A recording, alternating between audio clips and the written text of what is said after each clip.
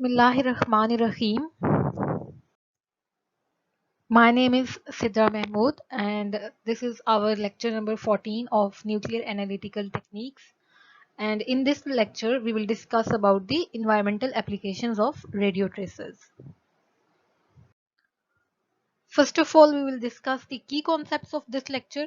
This lecture comprises of environmental applications of radio tracers, its applications in atmosphere and in hydrosphere, then the advantages of radioactive tracers over conventional radio tracers, and then the disadvantages of using radio tracers will be discussed in this lecture. So first of all, we will discuss the environmental applications of radio tracers. As we are discussing the environmental applications, and the environment is the main factor or the key factor in our life, as our all biological and physical or chemical activities are being carried out in this environment, and this environment should be safer so that we can breathe or carry out our all activities very safely and cleanly. So environment should be very clean, and it should be like that.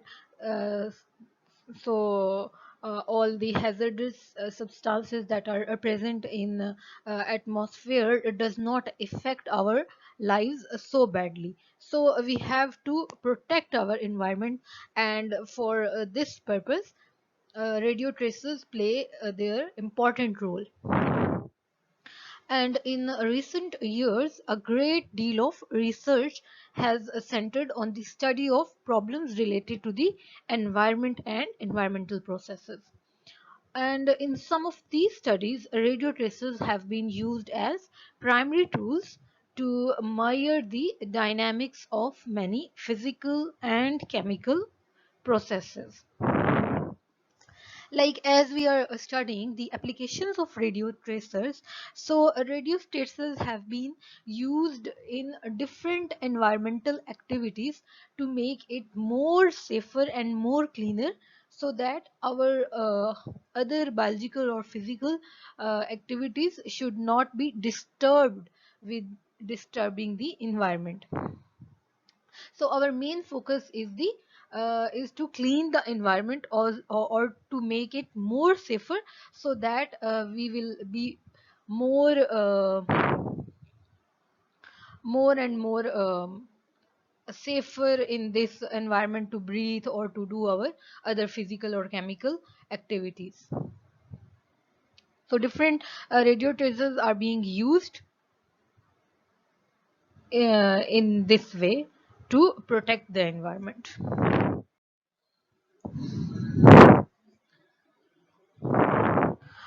Both in hydrosphere and in atmosphere, radio stresses are playing their important role,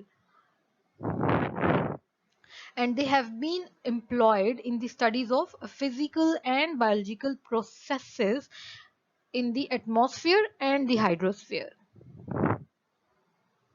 Atmosphere is the sphere that is covering the air or all the surroundings, while hydrosphere, hydro we say is the water, and sphere is all the surface area which is which it is covering. So hydrosphere is the sphere of water, and atmosphere is the sphere of air.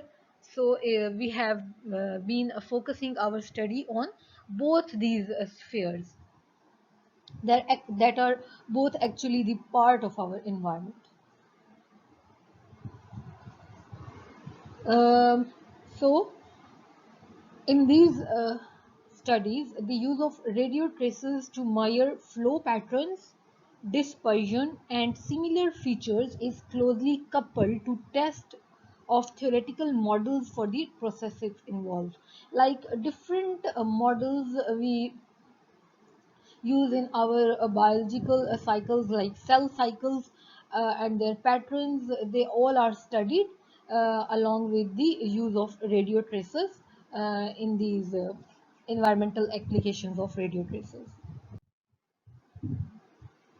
As this factor is important because in environmental studies the experimental conditions are difficult to control, and in general only a few of the many possible conditions in a given experiment will be sampled.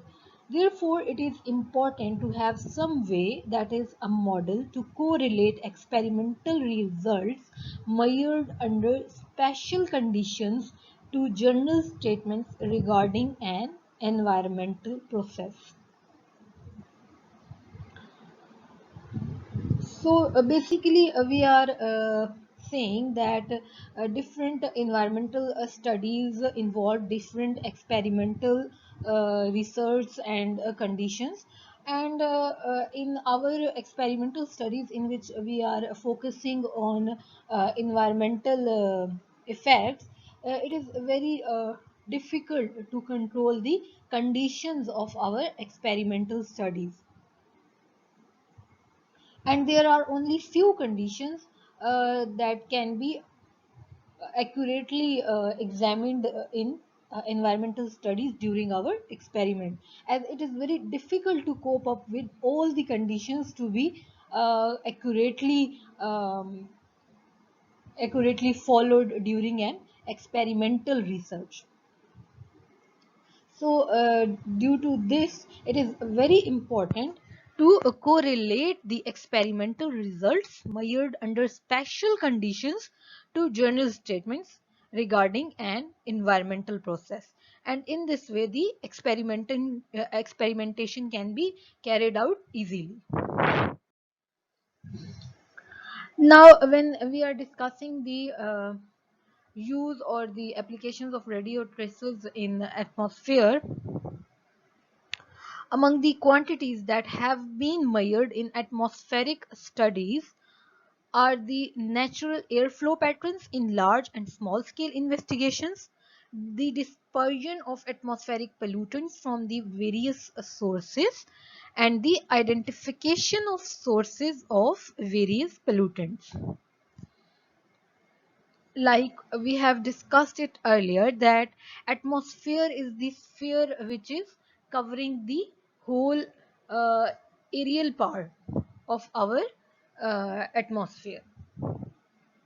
So all the air surrounding us is the atmosphere, and in this atmosphere we will actually measure the natural airflow patterns in large and small scales in the atmosphere.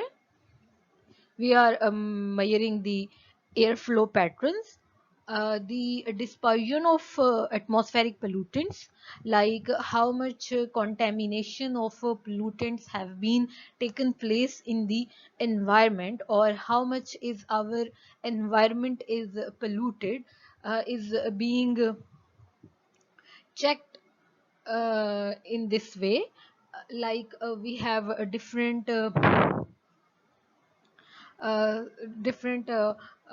we have different tools to which we can measure how much is the pollutant level of this hazardous chemical present in the air of this region. In this way we can measure, or we can analyze that this city is more polluted than the other one. The most commonly the industrial areas, or the areas in which more smoke has been producing, is taken into the consideration in this point. So, in this way, the depression of atmospheric pollutants from various sources are to be measured. And then the identification of the sources of various pollutants is also done by those detectors. We can also consider them as pollutant detectors. They can detect how much contamination has been occurred. They will detect how much hazardous chemicals are contaminating the air of that region, and in this way we will compare the pollutant level of different regions comparatively. Now we will discuss the uh, hydrospheric applications of radio traces, and in this studies we will discuss the or we will focus on the hydrosphere, and the radio traces have been utilized to measure general water circulation patterns and various features of the hydrologic cycle, including precipitation, runoff, and stream flow, total water inventories, infiltration, groundwater problems such as origin and age of water, its flow velocity and direction, evaporation transport, and aerosol production. Like different factors of hydrosphere are to be taken into consideration in this study.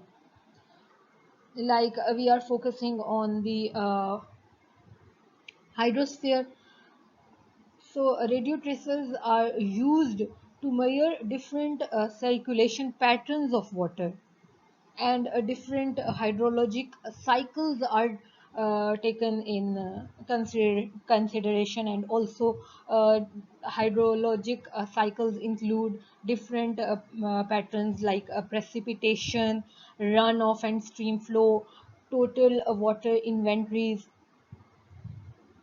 how much is the water saved in different canals or dams. So different water inventories are also considered, infiltration, groundwater problems like seeping, or how much the level of water have been falled at any region. This is also taken in consideration, like uh, in somewhere the water level is very up, while in some regions the level of water is very down. So all these conditions are considered, and these problems are to be investigated and followed in these studies. And also the origin and age of water,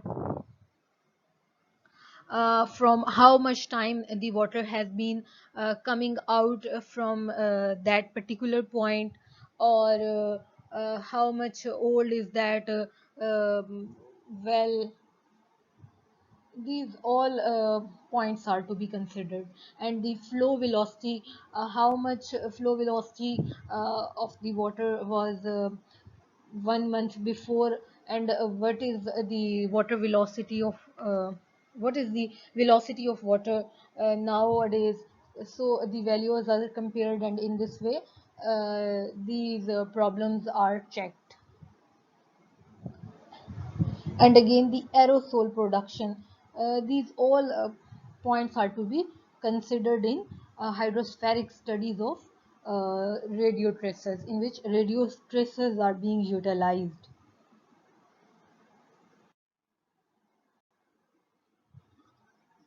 So basically, in many studies of a biological nature, such as pollutant dispersal, uptake, and concentration in the ecosystem, have involved the use of radio tracers. And the controlled use of radioactivity to study processes occurring in our environment is the well established and respected technique. And radio traces are also considered as the cheapest method of tracing pollutant flow. Like we are using a radio tracer in almost every field of life, which may be of a biological or maybe of environmental purposes. Like in it, we have discussed that radio tracers are being utilized for determining the pollutant dispersal, the uptake and concentrations in the ecosystem. Those concentrations may be of chemicals, maybe of carcinogenic substances, maybe of different compounds, maybe of different other traces. So in this way, they are being traced by using radio tracers. And the different processes which are occurring in our environment, like we say the photosynthesis or the Krebs cycle or the respiration cycle, or different other so many processes. All these processes can be determined or can be analyzed by using radio tracers, as they are considered as the cheapest method of tracing the pollutant flow in the environment.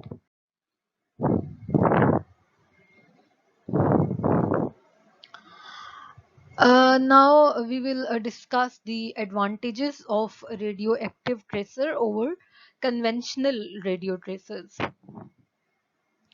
Conventional radio tracers are those radio tracers that are being used, or that are used commonly. They are not that much active, and they are economical, as they can be easily obtained, or can easily be functionalized by their making process. However, the radioactive traces, they are the chemically active form of the radio traces. So different methods have been utilized to make the radioactive traces, and they are not that much economical. However, they are more advantageous than that of the radio traces, or we can say conventional radio traces that are being used commonly. However, radioactive traces are not used commonly because they are not that much economical than those of the conventional radio traces. And radioactive traces have several significant advantages over the conventional traces, most commonly for the environmental studies. As in this lecture we are discussing about their environmental impacts, so we are discussing the environmental effects of radioactive traces over the conventional radio traces. The detectability of the tracer is not influenced by the physiochemical nature of the environment, that is factors such as water color and pH, as different chemical and physical processes are being affecting the nature of the radio tracer. However, if we are focusing on radioactive traces, so their detectability is not affected by the physiochemical nature of the environment. Like we have in this they have discussed the two factors, the water color and the pH. So environmental effects are not actually taking part in the detectability of radioactive traces.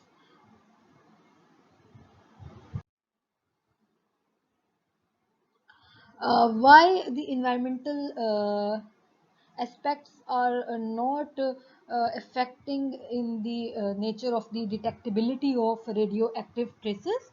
Because nuclear radiation, particularly gamma radiation, is highly penetrating, and the tracer can be detected while part of living organism or when deeply buried in the ground. So as we are talking about the radioactive traces, so they can easily be radioactive traces. Those are emitting high radiations, we say gamma lines or gamma radiations. So those radiations can be detected evenly when the compound or the component is buried deeply into the ground. So it is not affecting the particular environment or the deep environment if there is no air or no light present in the deep ground.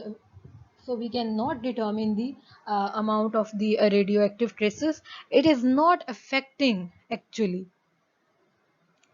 and we can easily detect those highly penetrating gamma radiations uh, by using the radioactive tracer, even if the living organism or the part of living organism is deeply buried into the ground.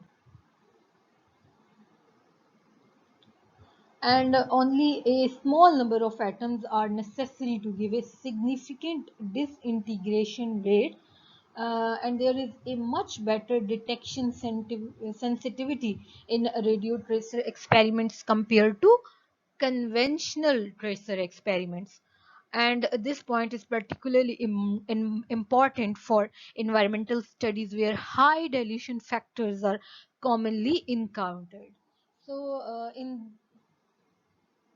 in this point actually they are discussing the detection sensitivity, like we have discussed it in earlier, that a part of a body or any component which is emitting highly gamma radiations, we can easily detect it by using radioactive tracers instead of using conventional radio tracers. So the radioactive tracers have high detection sensitivities than those compared with that of the conventional radio tracers. And in this way different environmental studies can be carried out by using high sensitivity ranges, and we can detect the micro or trace amount of elements with high sensitivity in the environment or from the environment. Maybe it is buried into the soil, or maybe it is present freely into the atmosphere. So this point particularly helps out in determining the small or trace or a very minor amount of samples or the components present in the atmosphere or maybe buried in the soil or under harsh conditions. We can also determine the amount of hours required analyte through sensitivity by using radioactive traces. And the traces of short half-life can be used that will rapidly disappear after the completion of an experiment.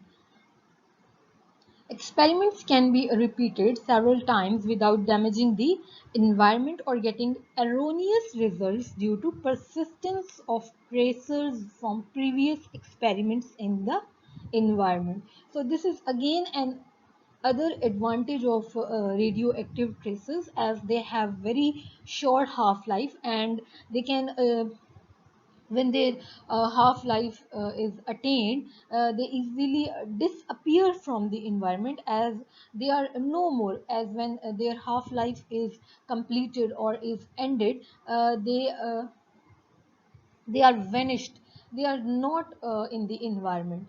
So as they are disappeared rapidly, we can repeat our experiment several times without damaging the environment, as if we are doing our experiment in which 100 times we need a radio tracer, so we can easily utilize it again and again because it is not affecting the part of our environment. It is vanishing, it is no more in the environment. So it is again a very big advantage of using radioactive tracers.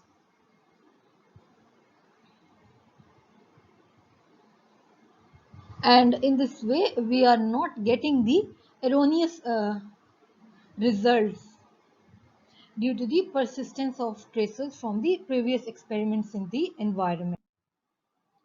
Now we will move towards the disadvantages of using radio tracers.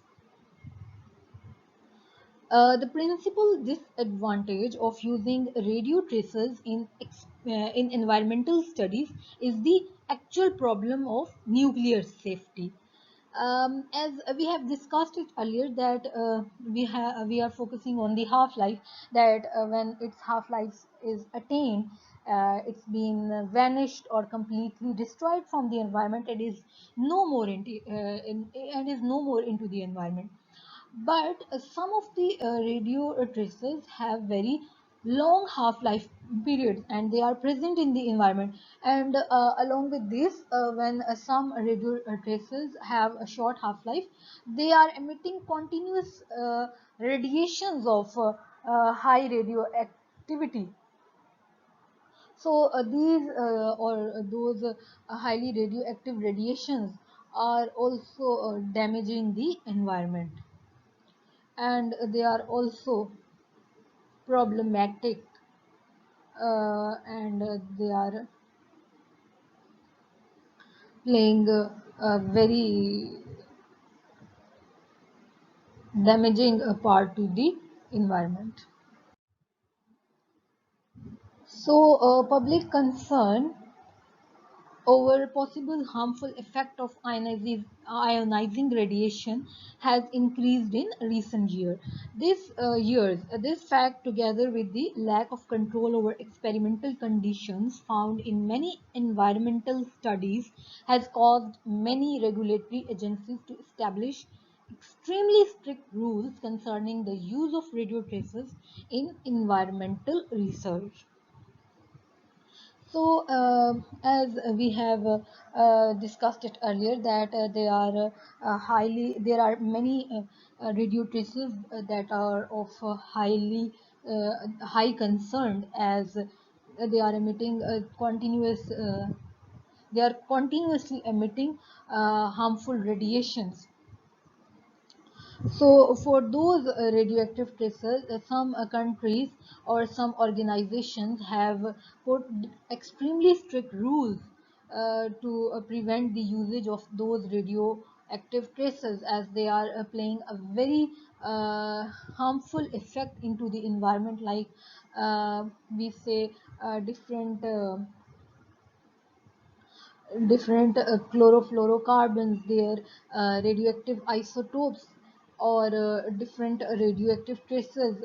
The emitting of the radiations are continuously breaking the ozone layer. So in this way, they are harmfully affecting our environment. So concerns should be taken in order to limitize, or in order to minimize their usage. And in this way, different countries and different organizations are playing their part to restrict the usage of those harmful radio traces. So many research workers now find it difficult to demonstrate that the radio tracer concentrations will not exceed the regulatory agency's maximum permissible radionuclide concentration limits at all times and places. So different limitations have been taken by different countries and different organizations, in which different charts or different data have been given to the countries or to the industries that are using those radioactive traces. And it has been strictly concerned that the usage does not exceed those particular limits. And if that particular limit is exceed, then the actions has to be taken by the organization or the country for that particular industry. And in this way, they have minimized the uses of those radioactive traces, and they have contributed their part for the environmental safety. So different different permissible concentrations or different uh, concentration limits have been taken for different radioactive traces. So one must be especially aware in this connection of concentration effects present in food chains. At a minimum, the experimenter can usually look forward to a significant amount of red tape before performing environmental studies with the radio traces. As I have told you earlier that different permissible limits have been given in a data by different organizations and different countries.